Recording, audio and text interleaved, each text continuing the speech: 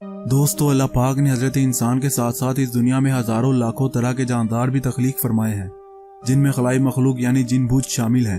اللہ پاک نے ایک طرف جہاں انسان کو مٹی سے تخلیق فرمایا ہے، وہیں دوسری جانب جن بھی اسی کی مخلوق ہیں، جنہیں آگ سے تخلیق فرمایا گیا ہے۔ لیکن موجودہ دور میں ان جنات کی مخلوق سے زیادہ چڑیلوں اور ڈائنوں وغیرہ کا موضوع توجہ کا مرکز بنا ہوا ہے۔ ہمارے معاشرے میں ان کی کہانیاں کافی زیادہ عام ہیں، کیونکہ انٹرنیٹ پر ان ڈائنوں اور چڑیلوں پر لاکھوں اقسام کی خوفناک فلمیں موجود ہیں۔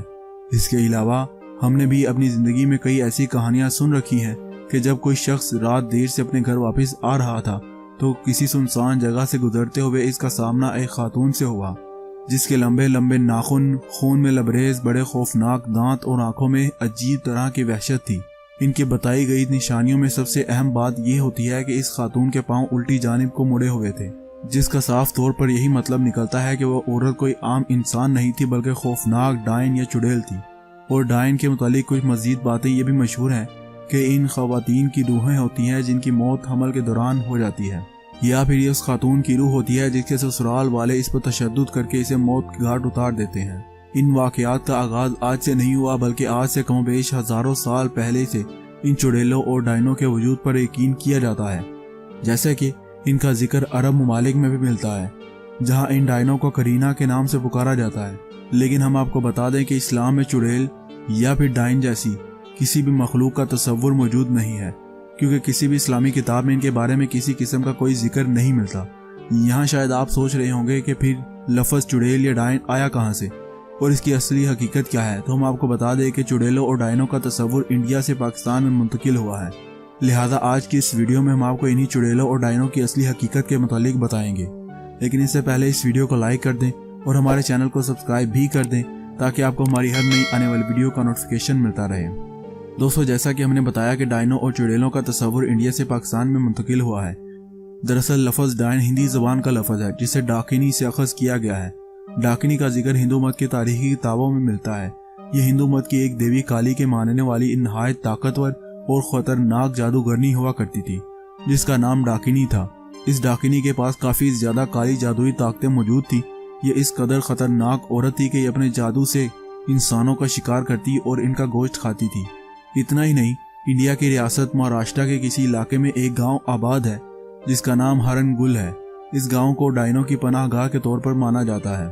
لیکن آج کی اس ویڈیو میں ہم ان ہندوستان کی ڈائنوں کے بارے میں بات نہیں کریں گے، بلکہ آج کی اس ویڈیو میں ہم امریکہ اور یورپ کی ان لاکھوں مظلوم خواتین کے بارے میں بات کریں گے جنہیں چرچ اور پادریوں کے حکم سے زندہ جلا دیا گیا۔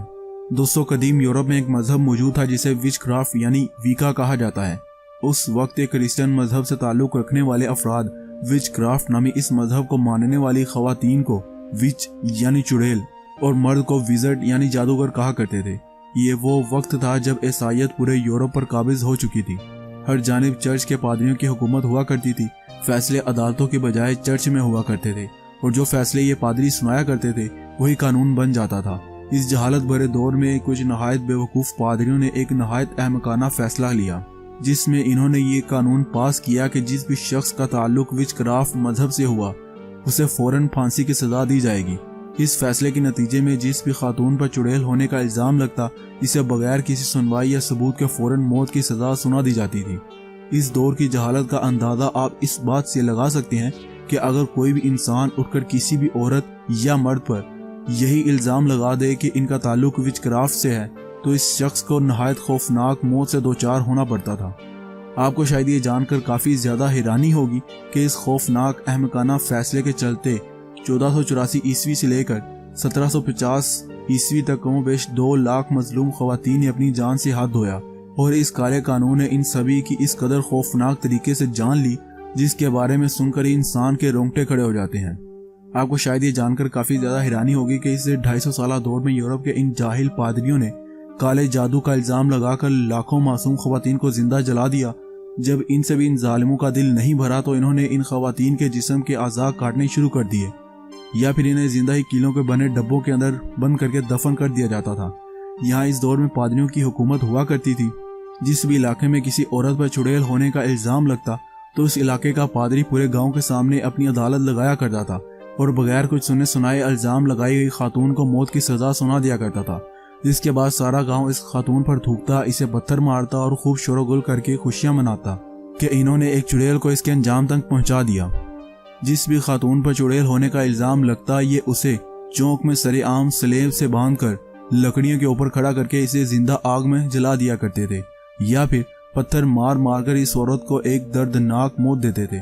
یہ لوگ اس جاہلانہ عمل کو وچ ٹرائل کے نام سے پکارا کرتے تھے، جس میں یہ ایک معصوم عورت کی جان لیتے تھے۔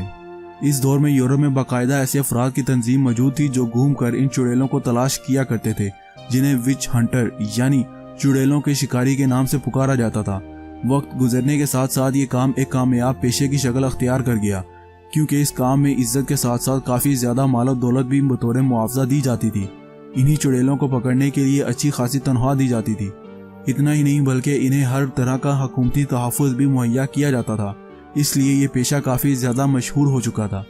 یہ ظلم و ستم یہی نہیں روکا، بلکہ جس خاتون پر چڑیل ہونے کا الزام لگتا، اس کا فیصلہ کرنے کے لیے جو عدالت بلوائی جاتی، اس کا خرچ، اس عدالت میں موجود جج کا خرچ، جو جلاد اسے موت دے گا اس کا خرچ، اور جس وچ ہنٹر نے اس چڑیل کو پکڑا ہوگا اس کا مکمل خرچ اس الزام لگی خاتون کے گھر والوں سے لیا جاتا تھا۔ جادوگرنی کو موت کی سزا دینے سے پہلے اس پر کافی بری طرح تشدد کیا جاتا تھا، تاکہ وہ اپنے منہ سے یہ بات قبول کرے کہ وہ چڑیل ہے۔ اس سزا میں اس کے پورے جسم پر زخم ہو جاتے تھے۔ اس دردناک سزا سے تنگ آ کر کچھ خواتین اس الزام کو قبول کر لیتی تھی تاکہ ان کی جان اس سزا سے بچ سکے، اور جو کوئی اس سزا کے درد کو برداشت نہ کرتے ہوئے موت کے منہ میں چلی جاتی تھی تو ان کے بارے میں کہا جاتا تھا کہ یہ شیطان کا معاملہ ہے جس نے اسے اپنے متعلق کچھ بتانے بھی نہیں دیا اور ان کی جان لے لی۔ دوستو، اس جاہلانہ اور خونی قانون کو حکومت کی مکمل حمایت حاصل تھی، جس کی وجہ سے ہر شہر، ہر علاقے، ہر گاؤں میں اس طرح کے پادریوں کی عدالتیں بننا شروع ہو گئیں، جن کا کام ہی چڑیلوں کا قتل کرنا تھا۔ یہ معصوم خواتین کو گرفتار کرتے اور ان پر جادوگرنی ہونے کا الزام لگا کر انہیں زندہ جلا دیا کرتے تھے۔ یہاں ایک بات جو قابل رشک ہوتی کہ جس بھی خاتون پر چڑیل ہونے کا الزام لگایا جاتا تھا، اس کو قتل کرنے کے بعد اس کی تمام تر مال و دولت خلیصہ یعنی اس پادری جس نے اسے پکڑ کر سزا دی اور حکومت کے درمیان تقسیم کر دی جاتی تھی۔ اس قانون کے آغاز میں تو محض غریب خواتین کو ہی اس خونی عمل کا شکار بنایا گیا، لیکن وقت گزرنے کے ساتھ ساتھ جائیداد کے لالچ میں امیر مرد و خواتین کو اس وچ ٹرائل کا شکار بنایا جانے لگا۔ انہیں کئی طرح کی خوفناک اذیتیں دے کر جبراً ان سے قبول کروایا جاتا کہ وہ چڑیل ہونے کا الزام قبول کرے، یہاں تک کہ ہر چڑیل کو اپنے ساتھیوں کے متعلق بھی بتانا پڑتا تھا جو کہ اس کے ساتھ کالے جادو کے علم میں ملوث ہوا کرتی تھی۔ اس طرح اس دور میں وچ ٹرائل نامی اس خونی قانون کا شکار بننے والی خواتین کی تعداد میں غیر معمولی طور پر تیزی آنا شروع ہو گئی۔ پادریوں نے چڑیلوں کی پہچان کرتے ہوئے کچھ نشانات بھی بتائے، جن میں چہرے پر تیلوں کا نشان، یہاں تک کہ کیڑوں کے کاٹنے تک کے نشان کو بھی اسی زمرے میں لیا جاتا تھا۔ اس معاملے میں ایک شخص جس کا نام خاصہ توجہ کا حامل ہے وہ میتھیو ہوکنز تھا۔ ویسے تو پیشے کے لحاظ سے یہ ایک ناکام وکیل تھا، لیکن چڑیلوں کو قتل کرنے کے معاملے میں اس نے کافی زیادہ شہرت حاصل کی، کیونکہ یہ شخص اس قدر ظالم تھا کہ ایک دن میں 20 سے 40 خواتین کو جادوگرنی ثابت کر کے ان کو زندہ جلا دیا کرتا تھا۔ اسے وہاں کے پادریوں کی اچھی خاصی حمایت حاصل تھی۔ اس کے علاوہ چڑیلوں کا قتل عام کرنے کی وجہ سے اسے حکومت کی جانب سے کافی بڑی رقم ملا کرتی تھی، جس کی وجہ سے معصوم خواتین کی جان لینا اس کے لیے پیسہ کمانے کا آسان ذریعہ بن چکا تھا۔ تاریخ میں اس ظالم انسان کو وچ فائنڈر جنرل کے نام سے لکھا گیا ہے۔ جب کسی عورت پر چڑیل ہونے کا الزام لگتا تو اسے سزا سنانے کی باری تو بعد میں آتی تھی، جبکہ عوام کا ہجوم ہی اسے پہلے ہی قتل کر دیا کرتا تھا۔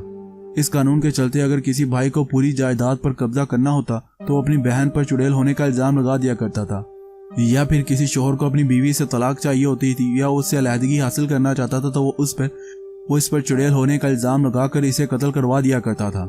قتل ہونے والی لڑکیوں میں سب سے زیادہ تعداد ہسٹریا نامی ایک بیماری میں مبتلا خواتین کی تھی، جس میں لڑکی اچانک ہنسنے یا رونے لگ جاتی ہے۔ یہ بیماری خواتین میں وقت پر شادی نہ ہونے کی وجہ سے یا پھر کچھ ذہنی تناؤ کی وجہ سے ہوتی ہے۔ اس بیماری کو پاکستان اور انڈیا میں جن چڑھنا بھی کہا جاتا ہے، حالانکہ ایسا کچھ بھی نہیں ہوتا۔ یورپ میں تعلیم آنے کی وجہ سے یہ عمل بند کر دیا گیا، مگر انڈیا اور افریقہ کے کئی علاقوں میں ابھی تک وچ ٹرائل کا یہ خونی کھیل چل رہا ہے۔ اللہ پاک انہیں ہدایت دے، آمین۔